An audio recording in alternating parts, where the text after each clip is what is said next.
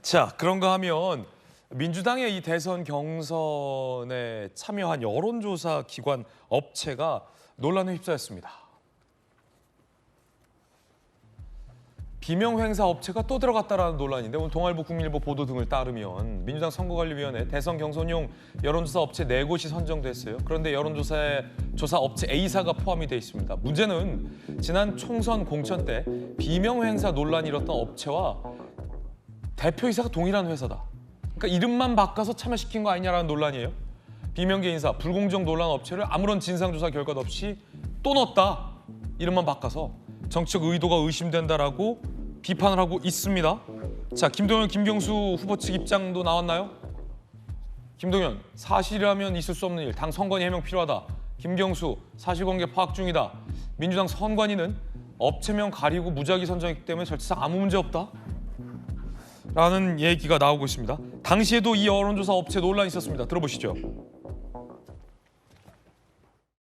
필요에 따른 여러 가지 조사들이 있을 텐데 제가 개별적으로 다 파악할 수는 없지만 저는 이게 일상적으로 해오던 정당 내의 조사 업무인데 그걸 과도하게 예민하게 생각하시지 않아 주셨으면 좋겠다.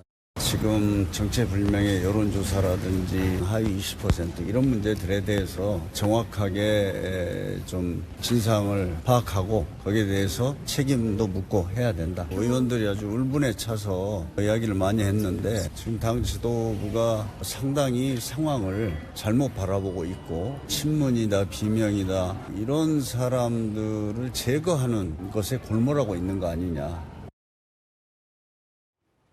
당시 총선 때 이른바 비명 의원들 중에 박용진 전 의원이 하위권 평가를 받게 됐고 여러 이제 여론조사에서 의외의 결과, 그러니까 굉장히 선전할 것으로 예상됐던 비명계 의원들이 우수수 다 낮은 점수를 받게 됐는데 당시 이제 의혹이 있었던 겁니다. 그 중심에 이 이른바 이 비명계 의원들 표현에 따르자면 정체불명의 저 여론조사 업체가 들어가 있던 것 아니냐라는 논란이 당시에 있었는데 이번에도 저 업체가 이름만 바꿔서 들어가 있다라는 논란이에요. 김희정 의원님은 어떻게 보십니까? 일단 같은 여론조사 회사인 걸로 의심하는 게 대표 이름만 같은 게 아니고요. 실제 등기부 등본을 보니까 예전 회사 이름도 똑같이 바꾼 걸로 나오고 있습니다. 그렇군요. 그러니까 사실상 같은 회사라고 보면 되죠.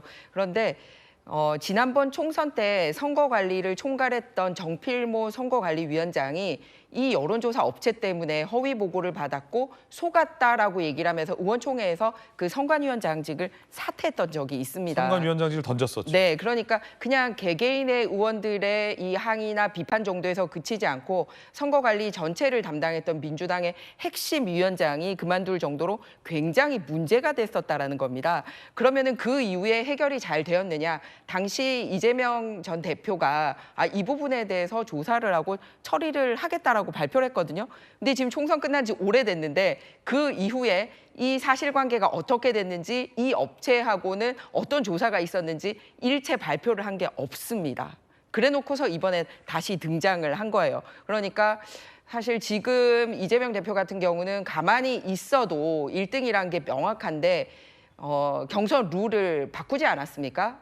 원래 국민 100% 해야 되는데 이렇게 50-50으로 거꾸로 바꿔서 한 번 공분을 산 바가 있는데 그 바꾼 것을 수행하는 회사조차 이렇게 문제 있는 회사를 등장시키는 게 이상하다. 그러니까 이재명 대표 같은 경우는 그러지 않아도 사법적 리스크 때문에 준법 의식을 지금 의심받고 있는데 당내에서까지 이렇게까지 무리수를 서서 그 업체를 데리고 올 수 있을까? 그리고 이 업체를 몰랐다라고 얘기하는 건 말이 안 되는 게 선관위원장이 그만둘 정도로 문제 있는 업체였다라는 것과 그리고 두 번째는 당대표가 조사해서 결과 발표를 해라라고 했기 때문에 굉장히 집중해서 보고 있는 업체일 거란 말이에요. 그러니까 실수로 들어왔을 가능성은 거의 없어 보입니다. 그래서 이 부분은 이재명 대표님이 지난번 결과 어떻게 됐는지 명확하게 답을 할 차례지 않나 이렇게 생각합니다. 민주당에서는 이 무작위로 추첨했기 때문에 여론조사 업체 선정에 문제가 없다. 그대로 간다라는 입장입니다. 자, 양태종 변호사님, 당시에 배제가 됐었던 건가요? 제가 기억이 좀 가물가물한데. 총선에서? 그러니까 당시에 뭐 배제가 됐던 건 아니고요. 이제 다만 이제 뭐 여러 가지 좀 이제 불만을 가지신 분들의 좀 목소리가 나오니까 이제 업체가 자진해서 그냥 자기는 빠지겠다고 해서 빠진 상황인 거죠. 그러니까 사실 이 여론조사 업체가 이제 들어가기 위한 여러 가지 자격 요건들이 있는데 사실 그 요건 뭐 그 여론조사 수행원의 규모라든가 뭐 이제 지금까지 업력이라든가 그런 걸 사실 충족한 업체가 생각보다 많지 않습니다. 그렇기 때문에 이제 그런 자격을 뭐 이제 익명으로 해서 입찰을 했고 그중에서 추첨을 통해서 뭐 특별히 제재받았거나 무슨 뭐 여론조사 무슨 뭐 결과를 조작했다는 뭐 그런 위반이 있던 사항도 아닌 몇몇 뭐 의혹이라 불만이 있다고 해서 그 자격이 있고 추첨을 통해서 선정된 업체를 배제하는 것 자체가 또 불공정이 될 수 있거든요. 네. 사실 그래서 이거는 뭐 어쨌든 뭐 선거관리위원회에서 뭐 한 명이 결정한 것도 아니고 위원회 통해서 뭐 이제 부적격 문제가 없다고 발표가 됐으면 그리고 그 이후에 여론조사가 공정하게 수행되는지를 계속 모니터링을 하는 게 중요하지 과거에 뭐 조금 뭐 악소문이 있다고 해서 그것만으로 배제하는 것 자체가 오히려 불공정이 아닐까 생각이 듭니다. 근데 그 빼는 것도 문제지만 일부러 넣는 것도 문제인데 지난번 총선에서 민주당에서 이 업체가 탈락을 했었습니다. 그런데 뒤늦게 이 업체를 끌어들였기 때문에 민주당 선관위원회가 이거를 문제를 삼았었던 거거든요. 그러니까 탈락한 업체를 굳이 끌어들이고 그런데 그 업체가 한 조사는 주로 비명계들에게 불리한 여론조사였다. 그리고 이재명 전 대표가 윤리감찰 지시를 했는데 여기에 대한 얘기는 없고 이번에 다시 들어왔다. 이거는 사건이 지금 한 번 일어난 게 아니라 지난번 총선 때부터 몇몇이 이렇게 몇 번의 사건으로 연속되는 업체이기 때문에 국민들에게 충분히 공정성을 그러니까 그 나머지 후보만 의심받는 게 아니라 국민들이 보기에도 좀 의아하지 않나 이런 생각입니다.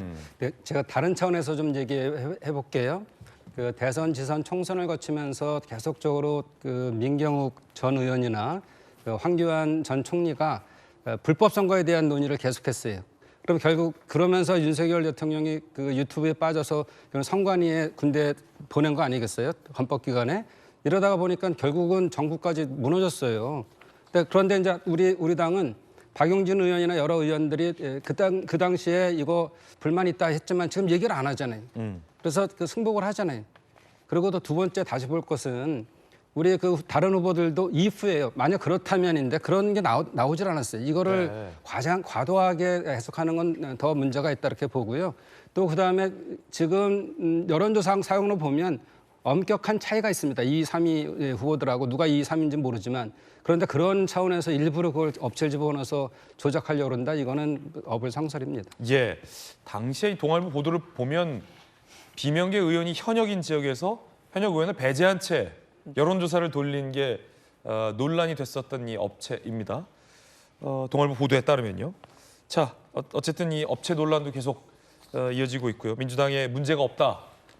무작위로 선정했기 때문에 절차상의 특혜를 준 것이 없다라는 해명도 함께 전달해 드리겠습니다.